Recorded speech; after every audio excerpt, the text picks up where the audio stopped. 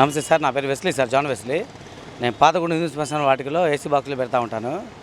ఈ Patha Guntur main road sir, ఇది main రోడ్లో చాలా ఇబ్బందులు అవుతున్నాయి సార్. ఈ రోడ్డు ఎప్పటి నుంచో తవ్వి వదిలేశారు, కానీ తవ్వారు కానీ వర్క్ అయితే స్టార్ట్ అవ్వలేదు.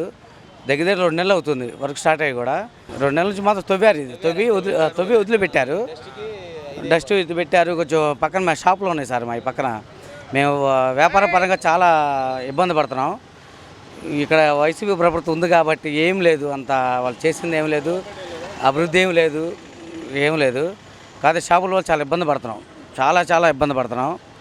కొంచెం ఏమైనా దయ ఉంచి గవర్నమెంట్ వాళ్ళే కొంచెం ఇది చేసుకొని కొంచెం ఈ రోడ్లు వేస్తాయి, కొంచెం వ్యాపారాలు జరుగుతాయి అని చెప్పి ఆలోచిస్తున్నాం సార్, అంతే. కొంచెం వాటర్ ప్రాబ్లం కూడా ఉంది సార్. మొన్న డయేరియా వచ్చేది, చాలామంది చనిపోయారు. పాతగుంటూరులో దగ్గర 10 మంది దాకా చనిపోయారు. అది దాని విషయంలో కొంచెం గొడవ జరిగింది. నసీర్ అహ్మద్ గారు వచ్చారు, ముస్వా గారు వచ్చారు, వాళ్ళు కూడా కొంచెం చేసుకొని చాలా గోల్ అయినాయి. కాకపోతే అవి అప్పుడప్పుడు ఆగిపోయినాయి, కానీ న్యూస్లో వచ్చినాయి, అంతటితో ఆగిపోయినాయి సార్.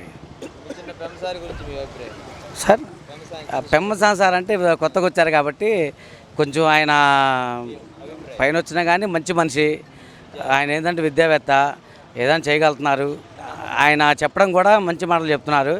ఏదైనా రేపు ప్రభుత్వం వచ్చినప్పుడు పెమ్మసాని గారు వస్తే మొత్తం మేము చేస్తామంటున్నారు. కొంచెం ఆయన వస్తే బాగుంటుంది. ఆయన వచ్చి పేద ప్రజలకి మంచి చేస్తే బాగుంటుంది సార్. అబ్బా, గంజాయి విచ్చలవిడి దొరుకుతుంది సార్, విచ్చలవిడిగా. అది తక్కువ కాదు, విచ్చలవిడి గంజాయి. పాతగుంటూరు మడిగోడల దగ్గర, ముండిగేట్ దగ్గర మొత్తం వాళ్లే ఉన్నారు. అవును సార్. అటువైపు ఇటు శ్మశాన రోడ్లో మొత్తం వాళ్ళే చదువుతున్నారు. పాతగుంటూరు శ్మశానంలో గంజాయి తాగి లోపల పాతగుంటూరు శ్మశాన వాటికలోనే గంజాయి తాగి మా మానవతా బండి పెడితే బండి అద్దాలు పగలు కొట్టారు సార్, గంజాయి తాగి. అది కంప్లైంట్ పెట్టినా కానీ వాళ్ళు అంత ఇది చేయలేము. గవర్నమెంట్ వాళ్ళు పట్టుకుంటే అయ్యి సార్ పని. వైసీపీ జెండాలు మా కుర్రోడు చెప్పా పెట్టడం బండి తీసుకెళ్ళారు సార్, అప్పి ఆటో. మామూలుగా అయితే ఫ్రీ బాక్సులు తొలుకునే బండి, అది తీసుకెళ్ళి బండి పట్టాపురం స్టేషన్లో పట్టుకుంటే 7 రోజులు కాటు బండి విడిపిలా. మేము వెళ్ళి రిక్వెస్ట్ చేస్తే పాపం కానిస్టేబుల్ ఉండి ఫ్రీ బాక్స్ వదిలే బండి అని చెప్పి రిక్వెస్ట్ వదిలిపెట్టాడు ఆయన. విడదల రజనీ గారికి ఫోన్ చేస్తే ఆమె రిక్వెస్ట్ లేదు, ఏమీ లేదు. ఆమె వాళ్ళ పిఏ అంట రాకేష్, ఆయనకి ఫోన్ చేస్తుంటే అసలు ఇది లేదు అది లేదు, ఫోన్ కట్ చేస్తున్నాడు ఆయన, రెస్పాండ్ లేదు.